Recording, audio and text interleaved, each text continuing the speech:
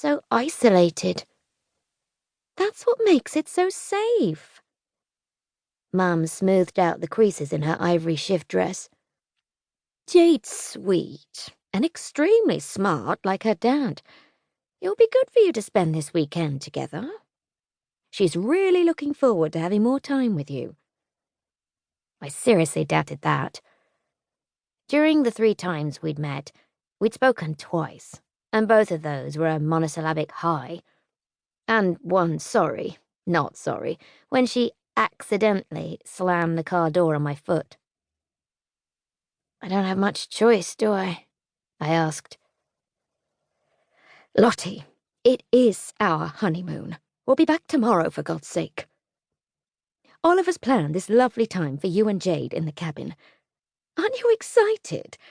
I thought you were happy for us. I am. It was hard to sound genuine about something that didn't seem real. That morning's City Hall wedding was over in less time than it had taken for us to find parking in downtown San Francisco. The cabin's fabulous. You'll love it. Anyway, it's not like you've got anything else to do. She tilted the rearview mirror, checking that her scarlet lipstick hadn't bled into her white skin. No, and whose fault is that? Moving every 6 months doesn't exactly help, I pointed out.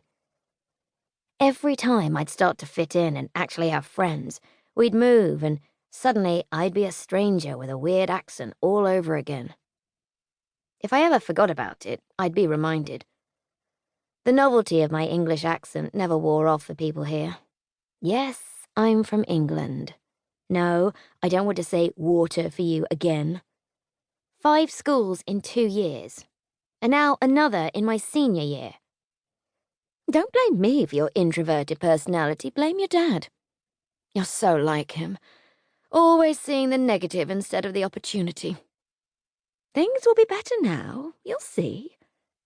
She smiled, all fake cheer and white teeth. I seriously wondered if she was my mum at all.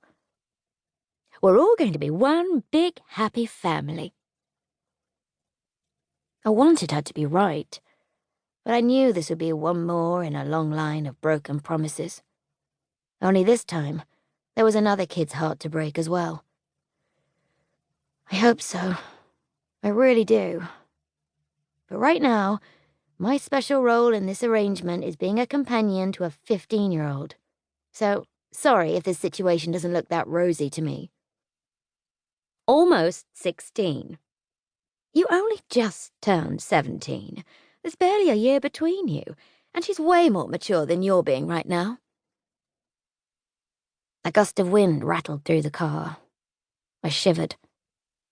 The cold, the mountains, and that sound. For a moment, I was back there, holding Dad's calloused hand, trekking up stony trails, wind whipping in my ears, eyes streaming. He called them father-daughter days. I called them goodbye days. The next morning, he'd be gone, off on another mountaineering expedition, away for months. I'd pretend to be sick to stop him from leaving. He'd always go anyway. So much for happy families. I swung out of the car and slammed the door.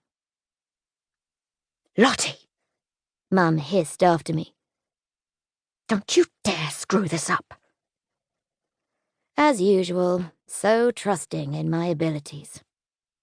I pretended not to hear, held my head high, and marched up to the cabin's front door. You've arrived. Oliver, my new stepdad, gathered me in a bear hug. I was worried your mom had got lost. His cashmere sweater smelled of cinnamon and earth.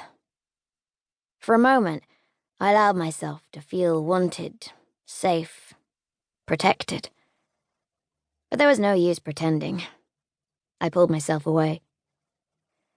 She couldn't resist one last Starbucks stop. Well, it's good to finally have you here. He grinned, brown eyes crinkling at the edges, like they were used to smiling.